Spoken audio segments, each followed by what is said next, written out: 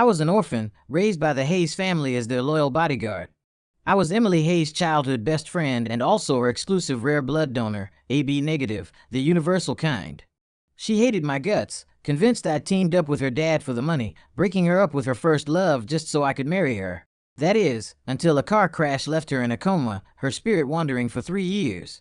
Now, 3 years later, her ghostly form watched as her ex and her best friend wished her dead and hooked up behind her back. She also saw me, the guy she called a pathetic simp, taking care of her, drawing my blood to keep her alive. When I got smashed into a bloody pulp trying to protect her, her spirit panicked with regret and finally woke her up. The once icy queen came back totally unhinged, not only ruining her ex, but scouring the world for psychics to summon my soul. I've been out cold for 6 months and this fully obsessed woman slipped into a red wedding gown, locking the hospital room door. Alex Turner, it's snowing outside, too cold. I'm coming to join you. My name's Alex Turner, an orphan. Mr. Hayes picked me up off the streets. They treated me well, raised me, drilled into me that my job was to protect their daughter, Emily Hayes, like I was some kind of Secret Service agent. From then on, my world revolved around this girl named Emily Hayes. She was the high society princess and I was her tag-along shadow. Whatever school she went to, I followed. If anyone messed with her, I was the first to jump in. Until middle school, when I overheard Mr. Hayes talking to the driver. How's that kid Alex holding up? Regular checkups done? Yes, sir. Blood type matches perfectly. All stats normal. That night, I mustered the courage to knock on Mr. Hayes' study door. Sir, are you keeping me around because Emily and I both have that rare AB negative blood? Mr. Hayes didn't bat an eye. He just looked at me calmly. Yes, Alex, I won't shortchange you. Whatever you want, I can make it happen. But Emily, she's my line in the sand. She's my only family left. I didn't hate him, wasn't even surprised. Without the Hayes family, I'd have frozen or starved in some forgotten alley. Now, all they needed was some of my blood in exchange for a stable life, even letting me stick close to Emily. It was a deal that paid off no matter how you sliced it. Plus, Emily and her dad were actually decent to me. Emily would shove her uneaten snacks my way, sneak me water when I got punished. That casual kindness got etched into my heart. I used to dream of days like that going on forever. Emily safe, me always by her side. But in college, she fell for a guy named Ethan Black. He had those brooding eyes and a rough backstory. When Mr. Hayes found out, he hit the roof. He slammed a file down in front of Emily. His dad's a junkie who beat his mom to death and he beat him, too. He grew up in that mess, no job, no welfare, but he's living it up in college like it's nothing. You think he's any good? He got in that Ivy League on smarts, but what's in his heart? Kid, you're no match for him. Emily shot back, eyes red. You can't judge him by his past. He's had it so rough. He needs love more than anyone. People like that always have something twisted. He can't live straight in a world like that. There's got to be some damage. He targeted you, using you. You're too naive, too trusting. No way. His feelings for me are real. I stood outside the door listening to the fight, my gut churning. Part of me was glad Mr. Hayes was stepping in. The other part ached for her stubbornness. After that blow-up, Mr. Hayes had me tail Emily 24/7, blocking any move from Ethan. I did it. From then on, in her eyes, I was a sleazy snitch, the villain who wrecked her romance. She started giving me the cold shoulder, her words dripping with hate. I didn't care, or at least I pretended not to. I'd accepted my place. I wasn't good enough for her. But keeping her close this way, stopping anyone from taking her, gave me this twisted satisfaction. 6 years ago, Ethan dropped out under pressure from Mr. Hayes. A year later, Emily and I got married. A ceremony with no joy, just a deal. She didn't give up, still secretly wiring him money for grad school abroad. She naively thought once Ethan made it big, her dad would come around. Mr. Hayes turned a blind eye, maybe his last bit of indulgence for her. And me, the husband in name only, had zero say. 3 years ago, a freak accident turned her into a vegetable. I became a constant at her bedside. I wrung out the towel like a pro, pulled back the sheets, wiped every inch of her skin, even the most private spots. Her spirit hovered above, shaking with rage. Alex Turner, you animal. You don't need to wipe there. You're a guy, guys and girls don't mix like that. And even in this state, you're after my money. I hummed a tuneless song, hand-steady muttering, this premium service costs extra. Miss Hayes, full body care, VIP treatment. She cursed me out for 3 years, but I couldn't hear a thing. A nurse knocked and came in. "Mr. Turner, time to pay up. This month's bill is due." I switched to a smarmy grin, pulling out that black credit card from my wallet. "Charge it." The best of everything. After the nurse left, the doctor pulled me aside. "Mr. Turner, Miss Hayes isn't improving. Brain waves are fading. This VIP room and imported meds are costing a fortune. I suggest you." I cut him off. "She's not dead yet. She's never suffered a day in her life. She gets the best, only the best." The whole hallway went silent. Emily's spirit, floating midair, froze. She had my faded white t-shirt, then the top-tier equipment and drugs in the room. Details she'd never noticed started clicking in her mind. Late at night, I slumped in the visitor chair, exhausted, pulling 2 stale crackers from my pocket and scarfing them down. As a kid, I'd fought stray dogs for scraps, rummaged through dumpsters. Even after the Hayes family took me in and life got better, chowing on crackers and wearing old clothes felt normal. When Emily was awake, I'd tidy up for her. Now, who cared? Her spirit drifted over, watching quietly. The cursing stopped. Just then, the clear click of high heels and dress shoes echoed from the hall. I bolted like a startled rabbit, shoving the half-cracker back in my pocket, wiping my mouth, slapping on my usual slacker vibe. I knew Emily's first love was here. I muttered low, 3 years and he's made it big, but from yesterday's call, sounds like your dad still hates him. And so do I. Mr. Hayes had called early yesterday, sounding worn out. "Alex, Ethan's back. He's climbed the ladder. Emily's probably not waking up. You've done enough these years. I'll cut you a check. Go start fresh. Consider me giving them a shot. I've watched you grow up. No blood tie, but you're like a son to me. Emily's mom passed early. Now her, too. Maybe it's karma for all my business deals. Maybe I was a monster. What did Dad say to you yesterday?" Emily's spirit screamed in my ear, stirring a cold breeze. I shivered, rubbing my arms like I'd felt it. "Whoa, that grudge is heavy. Your dad greenlit you, too. Shouldn't you be thrilled?" Knock knock. 2 polite rats. Ethan Black walked in with a huge bouquet of fragrant lilies, Emily's bestie, Sarah Klein, trailing behind. He immediately pinched his nose, overacting. "What is that smell? Hospital stink is awful." Then he plastered on a loving mask, heading to the bed. "Emily, I'm back to see you." Sarah followed like she owned the place, spotting the basin of hot water I just filled. Her eyes narrowed. She accidentally bumped it. Splash! Scalding water soaked my hand, turning it red instantly. Burning pain. She didn't even glance, just screeched. "Clumsy idiot, watch where you're going. Get out and give Ethan some space." Emily's spirit even chimed in. "Exactly. He's so awkward. He even rubbed me raw, wiping me down." I didn't bother arguing, just quietly mopped up the mess. What came next was unbearable. Ethan sat by the bed, holding Emily's hand, spouting cheesy lines. Sarah peeled an apple nearby, chiming in now and then, like the 3 of them were the real family. I popped in earbuds, cranked the volume, but kept them in my peripheral. Emily's spirit floated to Ethan, beaming, reaching for a hug. Just as her hand was about to phase through him, she heard Ethan whisper to Sarah, "When is this vegetable going to croak already? She's the only stain on my record. I'm a self-made business whiz. Can't have baggage like her." Emily's spirit froze like she'd been struck by lightning. She stared in disbelief at the man she'd loved for years, the one she'd fought her dad over. She went berserk, yelling at Sarah.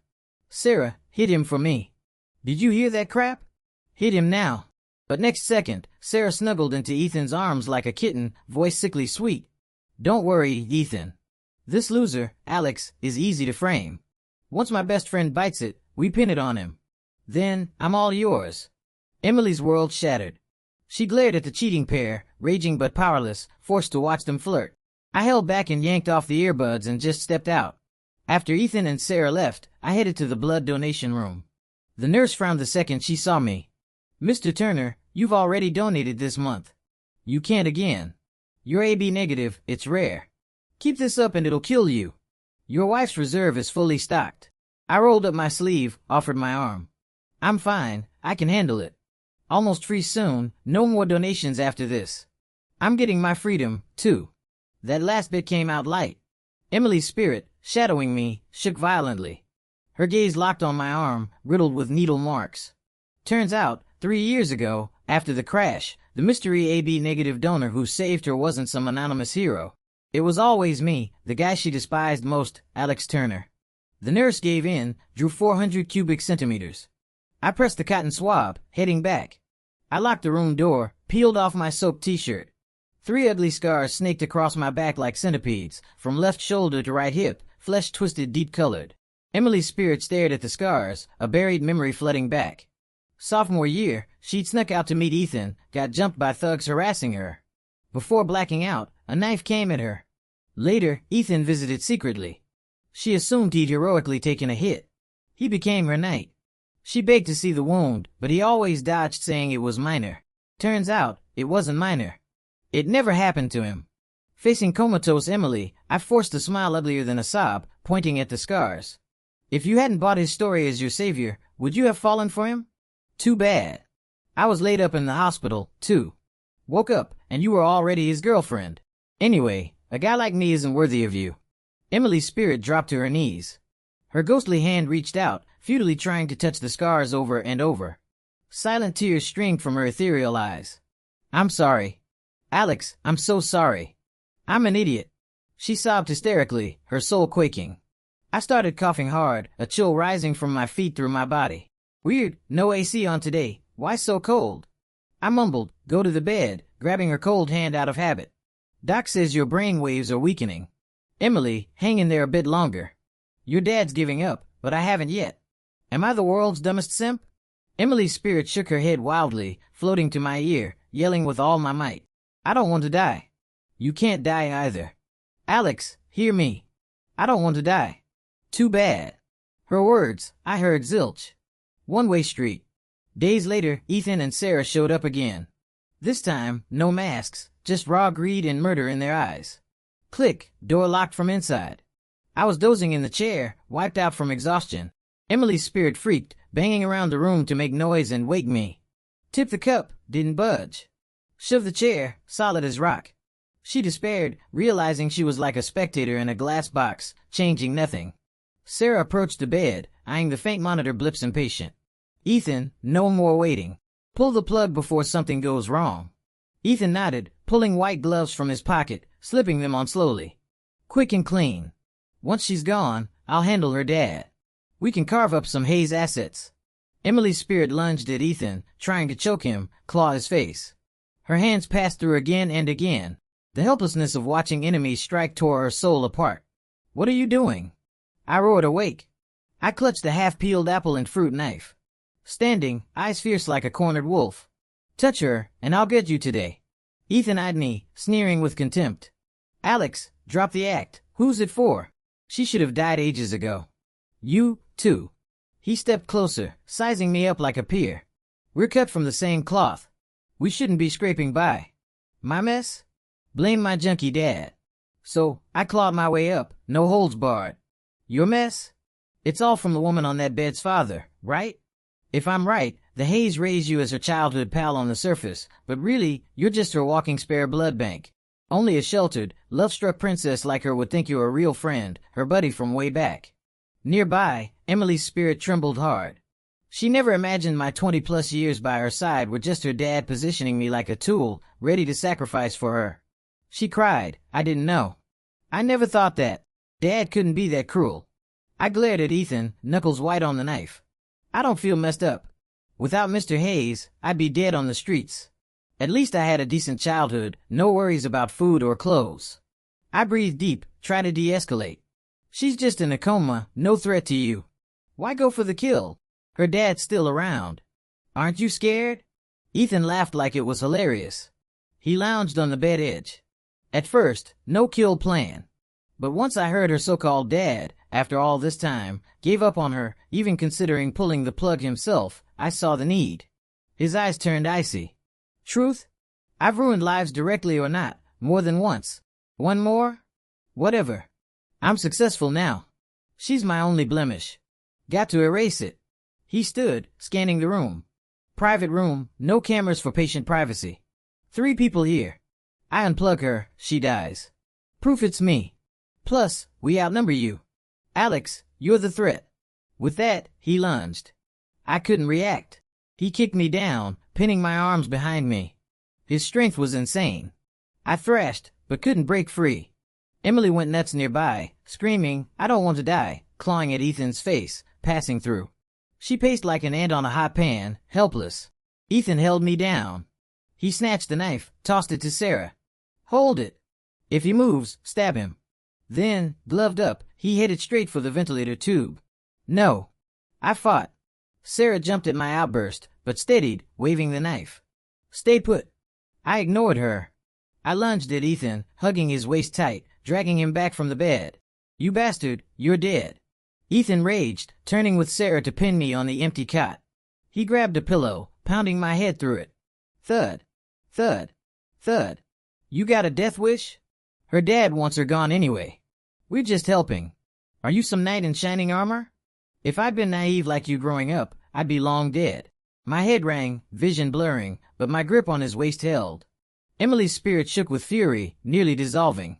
She clawed at them futilely, hands phasing through. "Ethan, stop," barked at Sarah. "You, gloves on." "Pull it." Sarah hesitated, then jealousy and greed won. She gloved up, stepping toward the ventilator. She grabbed the oxygen tube linking Emily's life, face twisted in madness. "Die already, my dear friend. Why were you born with everything? Why is your family richer? Why am I always your shadow when you're around? Why is your dad so good to you? Why is this idiot simp risking it all for you? It's not fair." Her voice pierced, full of bitterness and venom. That face I'd once thought pretty now looked like a demon from hell. Seeing Sarah's hand on the tube, a surge of strength hit me. I exploded up, shoving Ethan off despite the daze. I shielded the cold machine with my body. "Back off." Sarah stumbled back, falling on her ass. She scrambled up, furious, shoving me hard. "You die instead." Already dizzy, the push sent me reeling backward. Time slowed. I saw Ethan's shock, Sarah's sneer, and on the bed, Emily's pale, bloodless face. Thump. A dull, bone-shaking impact. My head cracked on the cabinet corner. Sharp edge split my scalp. The world froze. Warm liquid gushed from the back of my head, soaking the floor red.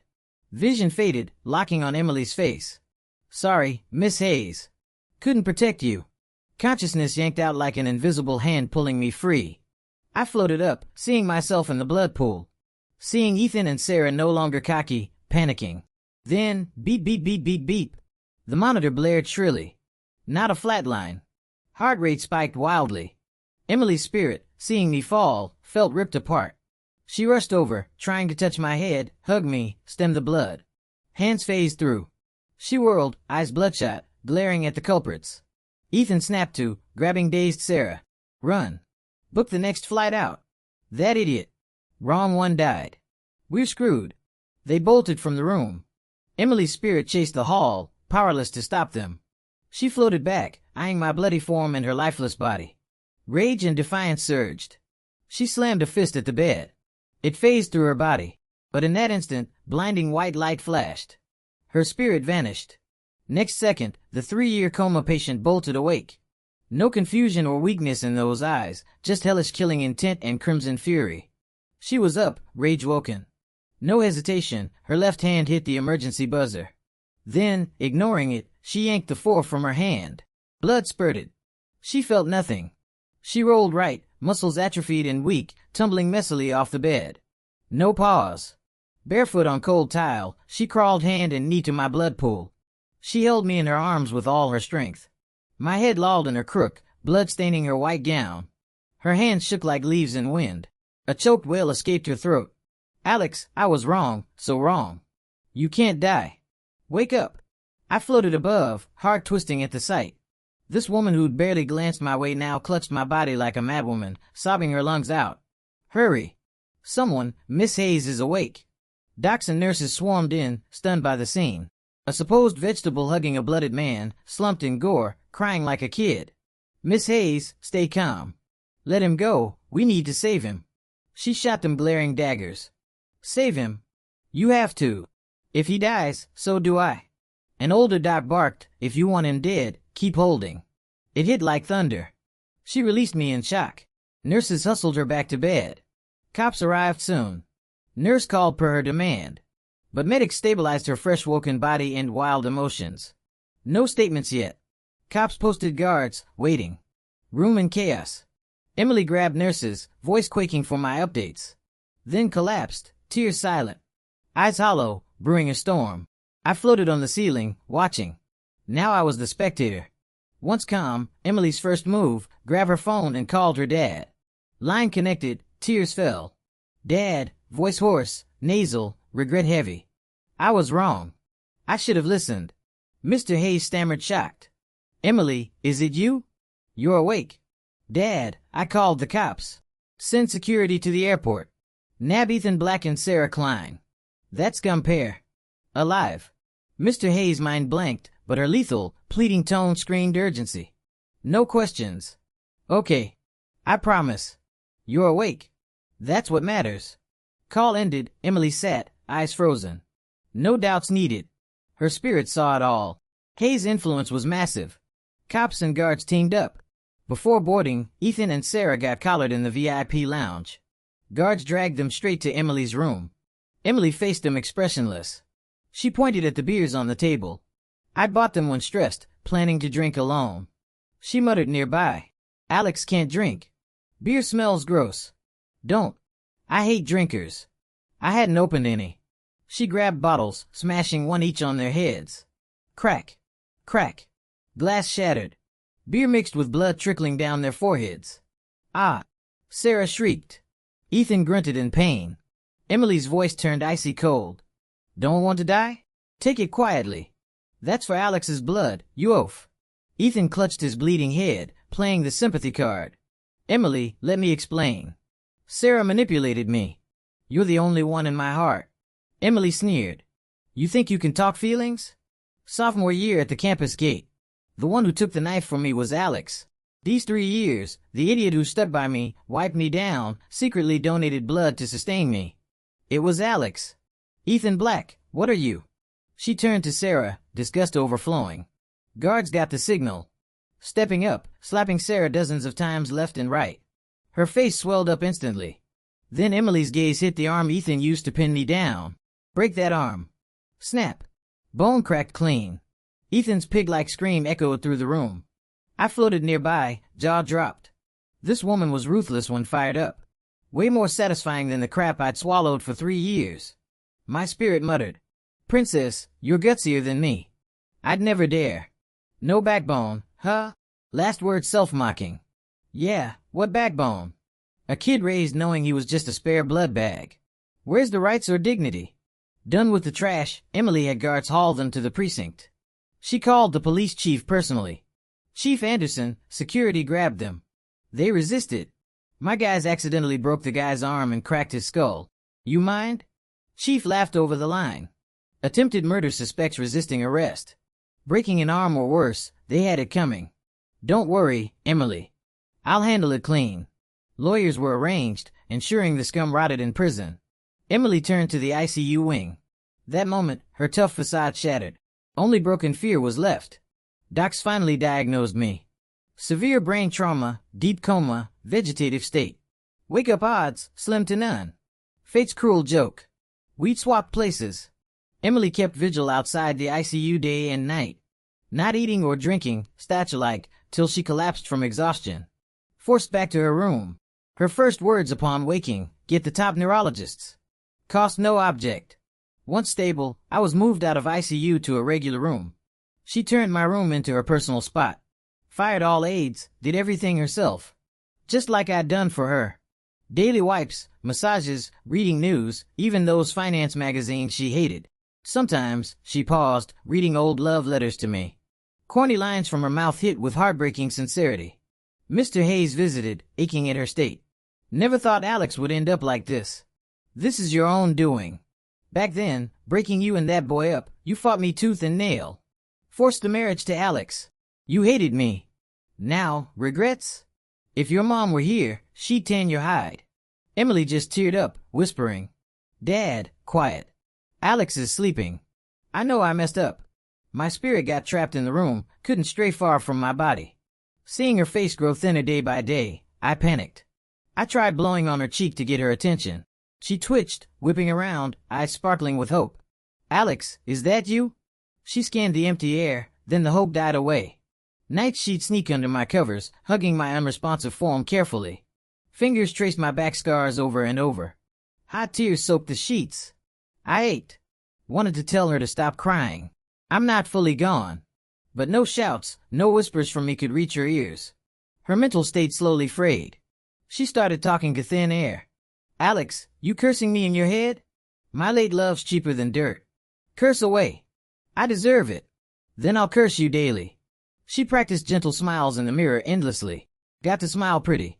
Or when you wake, this sour face will turn you off. She always stood right where my spirit lingered when talking. Creepy, yet oddly warm. Could she sense me? 6 months passed. The best experts worldwide checked on me, same verdict, slim hope of waking. Emily gave up on modern medicine. She brought in priests and mumbling mediums. Science failed, time for the supernatural. My room filled with yellow prayer strips, incense burning nonstop, like a funeral home. I floated overhead, speechless at the frauds prancing around my bed. A young priest splashed holy water on my face. I fumed. Emily, boot these frauds. What is this nonsense? And that old lady, stop spitting on me. A wrinkled medium circled my bed 3 times, pinching her fingers to look profound. This man's soul is adrift, born of love turned hate. Unresolved grudge, won't return. Emily believed every word. Clutching at that last straw, desperate. How to fix it, master? The medium stroked an imaginary beard. Needs kin's heart blood as lure, plus joy ritual to call back the wandering soul. Emily grabbed a knife from the fruit basket, aiming straight at her own chest. No hesitation. Stop! My spirit nearly shattered, roaring with all my might, but no sound came out. The medium fell to the floor, babbling. He's here. An angry spirit. He's mad. Emily lowered the knife slowly, flashing a tragic, wild smile. Angry? Good. Means you still care. She set the knife down gently, voice soft like honey. Alex, you don't want me hurt. She chased away all the frauds, but clung tightly to that soul-calling ritual idea. Her gaze on me turned full of obsessive fixation. This woman was losing her mind completely. Emily sealed the hospital room tight. Only meal deliveries allowed. No visitors, no cleaners. All care done by our own hands only. Then weird things started happening. She collected my old clothes, used toothbrushes, even cigarette butts. Cleaned, sterilized, locked them in custom glass display cases. My room turned into a twisted memorial museum. She changed my outfit every single day. Tailored black suit one day, cozy cartoon pajamas the next.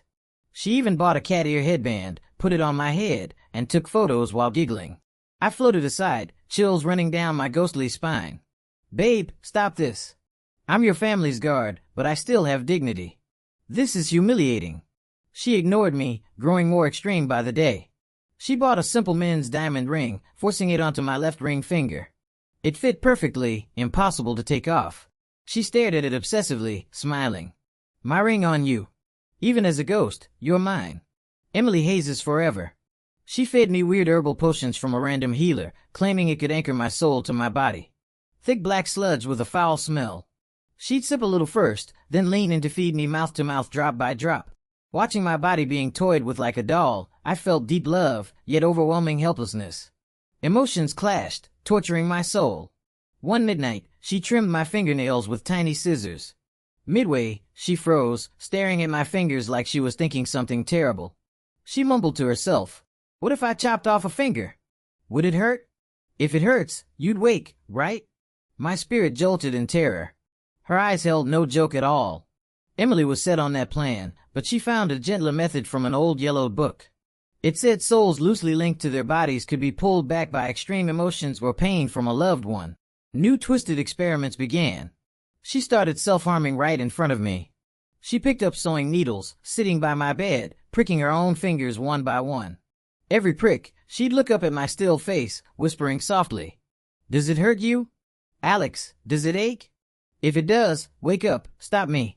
Crimson blood beads dotted her fingertips, dripping on the white sheets like eerie red flowers. Seeing her bloody hands, I rushed forward, trying to grab the needles, hug her, beg her to stop, but my hands phased through every time, useless. Powerless. I could only watch her punish herself because I was gone. With no reaction from me, her eyes dimmed, replaced by cruel, destructive resolve.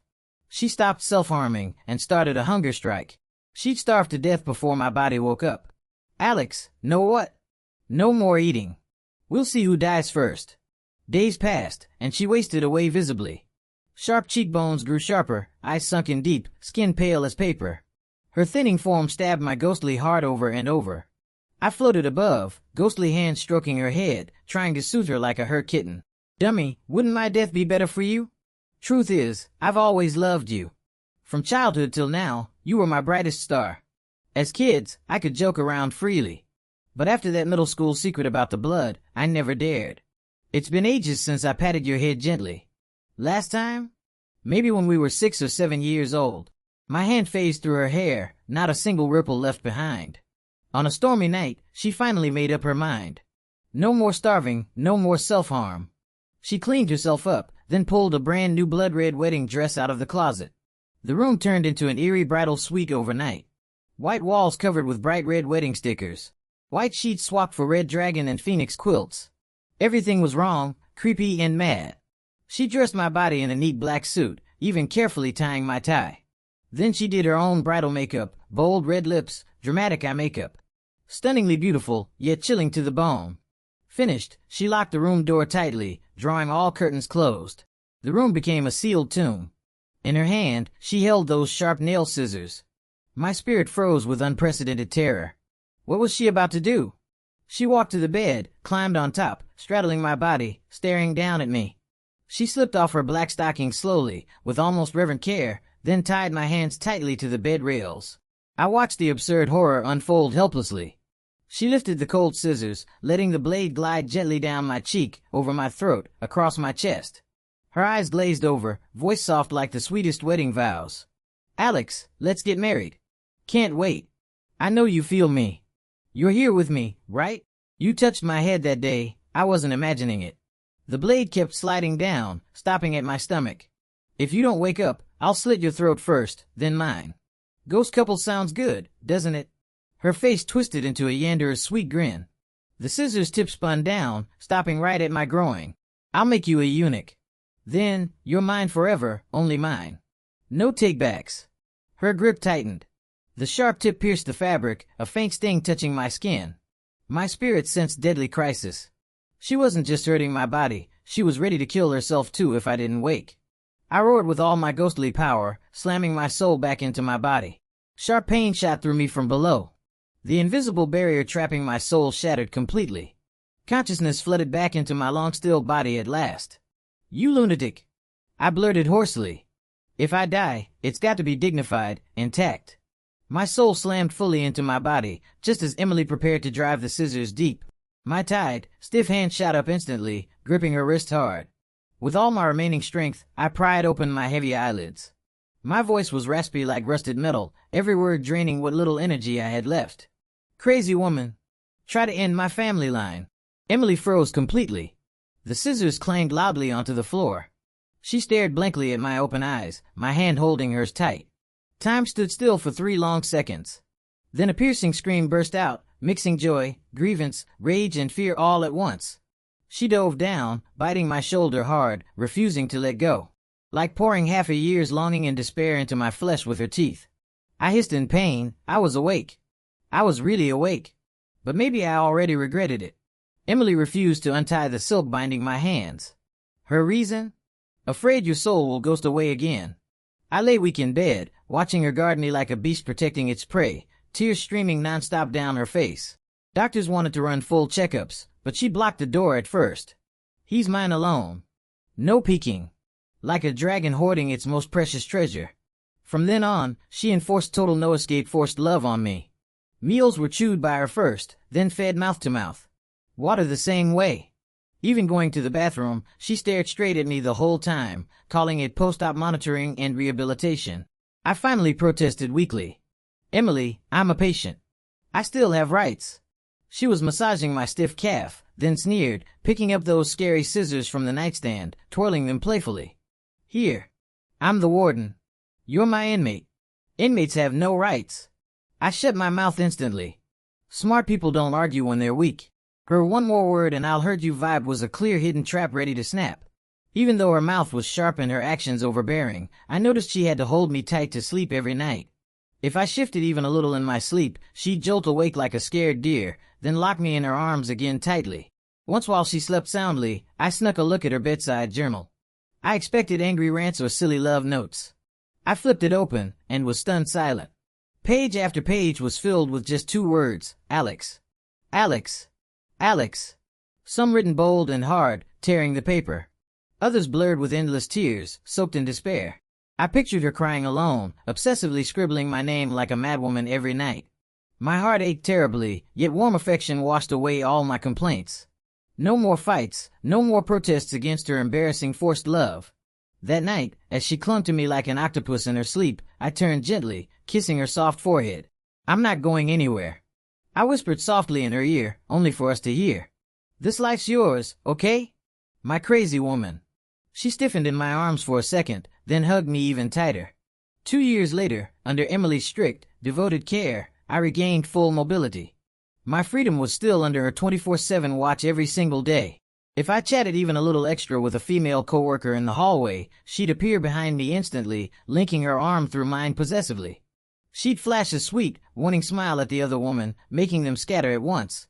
She also kept track of Ethan and Sarah's fate all the time. She heard they bickered nonstop in prison, blaming each other for everything, living in utter misery. Sarah's face was ruined forever from the slaps. Ethan's injured arm wasted away with no proper treatment. Worst of all for Ethan, police dug deeper into his past, finding he'd used cruel heartbreak scams, indirectly causing 2 innocent girls' deaths.